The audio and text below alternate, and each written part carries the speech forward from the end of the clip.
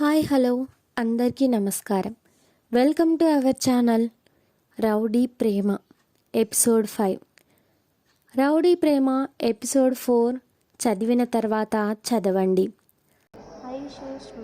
ఇద్దరు ఆ ప్రదేశం నుంచి బయలుదేరి ఇంటికి వెళ్తూ ఉంటారు. ఐషు ఒక మార్కెట్ దగ్గర స్కూటీ ఆపి ఫ్రూట్స్ తీసుకుందాం అని లోపలికి వెళ్తుంది. శృతి మాత్రం నేను రాలేనే బాబు, నువ్వు వెళ్ళి త్వరగా తిరిగి వచ్చేసేయ్ అంటుంది ఐషుని.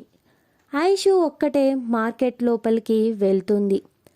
ఫ్రూట్స్ తీసుకొని వస్తుంటే ఏదో గొడవ జరుగుతున్నట్టు అనిపిస్తే అక్కడికి వెళ్తుంది. అక్కడ ఒక అబ్బాయిని ఒక అతను కొడుతూ ఉంటాడు. అతని చుట్టూ రౌడీలు కూడా ఉంటారు. అందరూ వింతను చూసినట్టు చూస్తున్నారు తప్ప ఒక్కరు కూడా ఆపడం లేదు. ఫ్రూట్స్ బ్యాగ్ని ఒక షాప్ అతన్ని చూస్తూ ఉండమని చెప్పి అక్కడికి వచ్చి కొడుతున్న అతని చేయి పట్టుకుంటుంది. అక్కడ చూస్తూ ఉన్న జనాలు అందరూ అలా చూస్తున్నారు. ఎందుకంటే ఇంతవరకు అతనికి ఎదురు చెప్పిన వాళ్ళు లేరు. అందుకే అలా చూస్తున్నారు. ఆ అమ్మాయిని ఏం చేస్తారో పాపం అని. కొడుతున్నవాడు అలా తన మీద చెయ్యి పడేసరికి ఎవరు అని తిరిగి చూస్తాడు. అంతే, అలా చూస్తూ ఉండిపోతాడు ఐషుని. హలో, మీరు ఎందుకు అతన్ని అలా కొడుతున్నారు అని అడుగుతుంది ఐషు అతన్ని. అతను రెప్ప వేస్తే మళ్ళీ ఆ నిమిషం వేస్ట్ అవుతుందేమో అని రెప్ప కూడా వేయకుండా అలా చూస్తూ ఉంటాడు.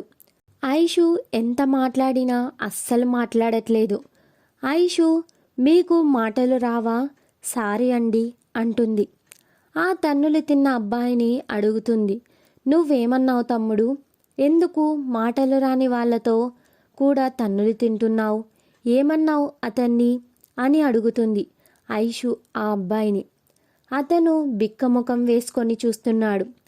ఐషు ఇద్దరిని మార్చి మార్చి చూసి, ఏమైంది చెప్తేనే కదా తెలిసేది, ఇలా రోడ్డు మీద కొట్టుకుంటున్నారు, మీ వల్ల జనాలకి ఇబ్బందిగా ఉంది అని అనేసి అక్కడి నుంచి వెళ్దాం అని వెళ్తుంటే తన చెయ్యిని ఎవరో పట్టుకుంటారు.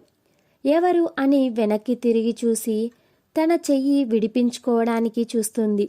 అతను ఎంతసేపటికి చెయ్యి పట్టుకొని అలానే ఉంటే, హలో మాస్టారు, చెయ్యి వదలండి అని చూస్తుంది.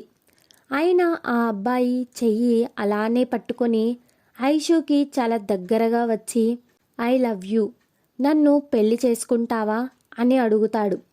ఐషు, ఏం మాట్లాడుతున్నారు? మీకైనా అర్థమవుతుందా? నేను మిమ్మల్ని ఎందుకు పెళ్లి చేసుకుంటాను?